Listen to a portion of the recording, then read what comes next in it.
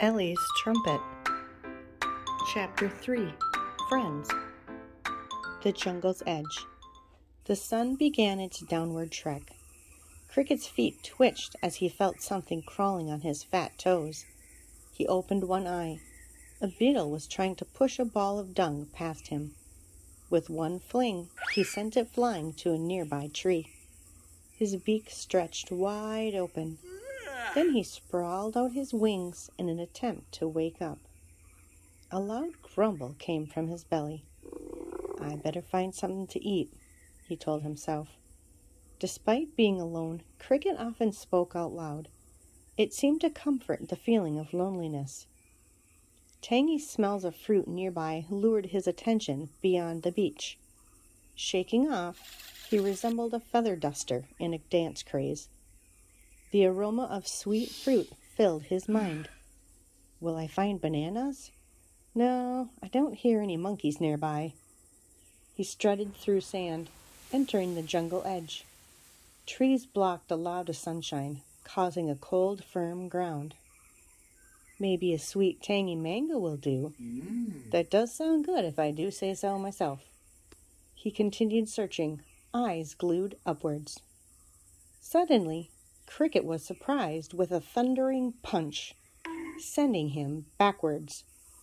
What in the world hit me? Once again, he was lying bottom down, head dizzy from the blow. In front of him sat a plump and grayish figure. His eyes rolled, causing his vision to bounce before an image came into focus. An elephant? There sat Ellie, taking less impact landing on her bottom. "I'm sorry. I didn't mean to run into you," her voice quivered. "Do not worry, little elephant," he squawked in short spurts, trying to lighten the mood. "Next time, just give out a trumpet so others can hear you." Ellie's broad shoulders bobbed up and down. Just enough sun shone through the trees, making a spotlight. Tears curved down across her blushed cheeks. "I can't trumpet," she whispered. Cricket's eyes widened with disbelief, and then a sympathetic feeling sank in. In a way, he could relate how it felt to be different. How can I cheer her up? Many silent moments had passed before he spoke.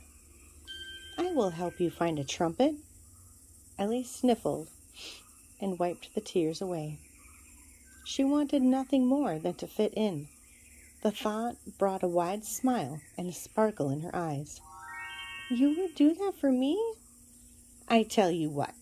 Help me reach some fruit, and I will help you." He stood up, brushed off, and stuck out his wing. "My name is Cricket, by the way."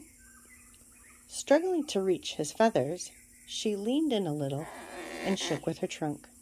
"I'm Ellie." "Well now, you give me a boost, and I will reach those snazzy-smelling mangoes over there." He snatched a twig lying on the ground, then climbed atop Ellie. Low tree branches were barely in reach, with Ellie standing on her back legs and Cricket atop. With a couple of swings of the twig, mangoes came tumbling down. "Great! Now we need something to carry them in."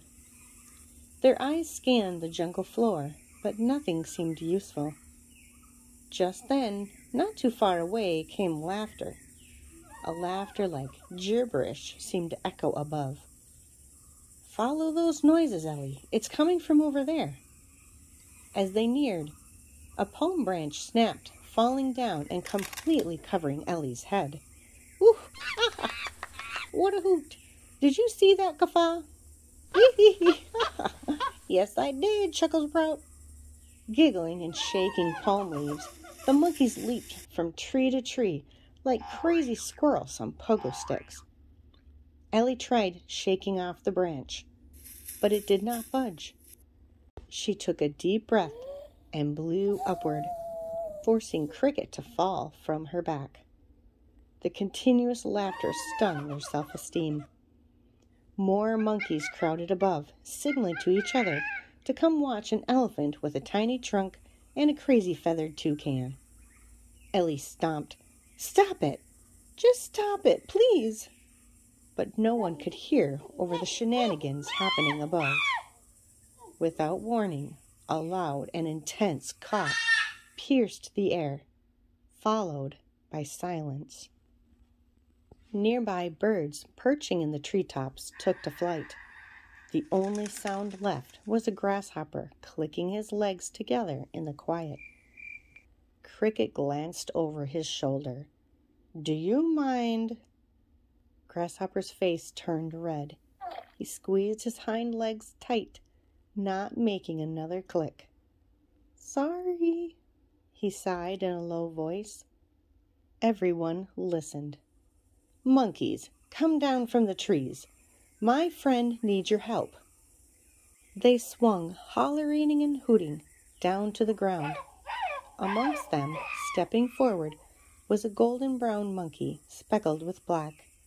His knuckles were firm on the ground as he walked. His face had a cute yet sophisticated look to it, like a baby with spectacles on. Cricket recognized him right away. "Snickerdoodle, it's been a while. Good to see you." They gave each other a fist bump, backhand slap, followed by acrobatic dance moves, hand jives, and more flailing gestures. The monkey chain gang cheered as they watched the crazy greeting. "Ooh, what can I do for you, Cricket?" asked Snickerdoodle. "I need something to carry the fruit in. Anything you find will do." Snickerdoodle turned to the others. "Ooh-ah! You heard him. Round up something my friend can use." While the others frantically looked for netting, Ellie sat quietly. There beside her lay the palm leaf on the ground. She kicked at it, accidentally bending it in half. Suddenly, an idea popped. "Cricket, we can use the palm leaves." He turned from what he was doing to listen. "Just make an X with a couple of palm leaves and fold them upward together." "That's a great idea! Monkeys, toss another limb down here." Soon, their homemade net was finally full of mangoes and ready to close.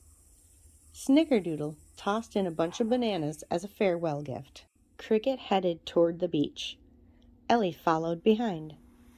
With the homemade net tied to her tail, it left a grooved trail in the sand. For a moment, Ellie thought they were headed straight into the ocean. Then Cricket abruptly stopped. "Here we are,"